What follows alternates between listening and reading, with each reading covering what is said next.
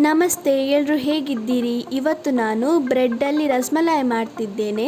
ಮೊದಲಿಗೆ ನಾನು ಮಿಲ್ಕ್ ಬ್ರೆಡ್ಡನ್ನು ತಗೊಂಡಿದ್ದೇನೆ. ನಿಮಗೆ ಯಾವುದೇ ಬ್ರೆಡ್ಡನ್ನು ಯೂಸ್ ಮಾಡ್ಕೊಳ್ಬೋದು.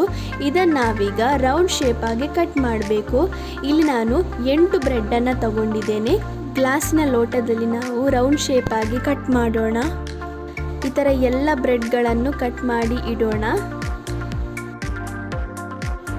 ಈ ಥರ ಕಟ್ ಮಾಡ್ಕೊಳ್ಬೇಕು ನೀವು.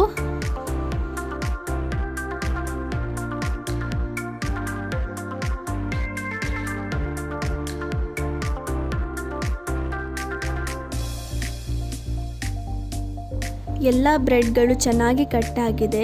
ಇವಾಗ ನಾವು ಕಸ್ಟರ್ಡನ್ನು ಹಾಲಿನ ಜೊತೆ ಮಿಕ್ಸ್ ಮಾಡ್ಕೊಳ್ಬೇಕು. ಯಾಕಂದರೆ ಹಾಲು ಸ್ವಲ್ಪ ಥಿಕ್ನೆಸ್ ಬರುತ್ತೆ, ಅದಕ್ಕೆ.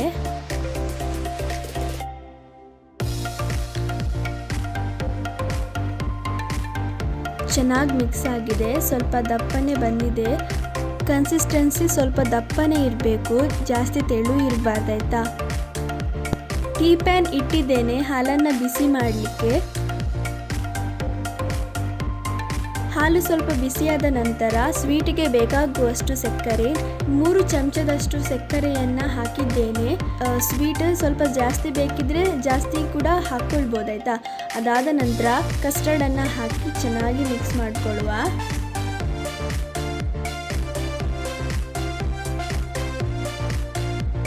ಹಾಲು ಸ್ವಲ್ಪ ಥಿಕ್ನೆಸ್ ಬಂದಿದೆ. ಇಷ್ಟು ಥಿಕ್ನೆಸ್ ಇದ್ದರೆ ಸಾಕು.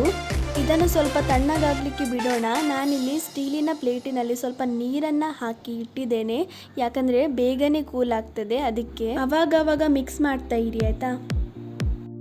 ಬಾದಾಮನ್ನು ತಗೊಂಡಿದ್ದೇನೆ. ಇದನ್ನು ಚಿಕ್ಕ ಚಿಕ್ಕ ತುಂಡುಗಳನ್ನಾಗಿ ಮಾಡಿ ರಸಮಲಾಯಿ ಮೇಲೆ ಹಾಕಲಿಕ್ಕೆ.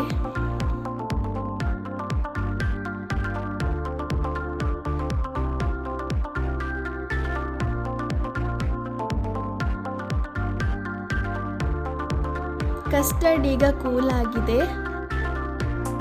ನಾವೀಗ ಮೊದಲು ಕಸ್ಟರ್ಡನ್ನು ಹಾಕಿ ಅದ್ರ ಮೇಲೆ ಒಂದೊಂದು ಬ್ರೆಡ್ ಪೀಸ್ಗಳನ್ನು ಇಡ್ತಾ ಬರೋಣ.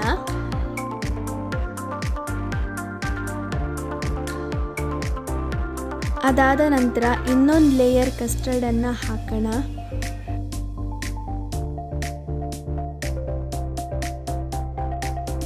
ಉಳಿದ ಬ್ರೆಡ್ ಪೀಸ್ಗಳನ್ನು ಇಡ್ತಾ ಬರೋಣ.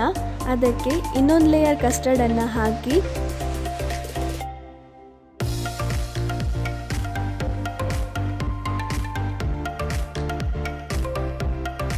ಕಟ್ ಮಾಡಿಟ್ಟಂತಹ ಆಲ್ಮಂಡ್ ಪೀಸ್ಗಳನ್ನು ಅದರ ಮೇಲೆ ಹಾಕಿ ಸರ್ವ್ ಮಾಡೋಣ.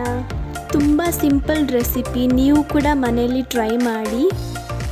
ಇವತ್ತಿನ ವಿಡಿಯೋ ಇಷ್ಟೇ. ನಿಮಗೆ ಈ ವಿಡಿಯೋ ಇಷ್ಟ ಆದರೆ ಲೈಕ್, ಶೇರ್ ಆ್ಯಂಡ್ ಕಮೆಂಟ್ ಮಾಡಿ. Thank you and don't forget to subscribe.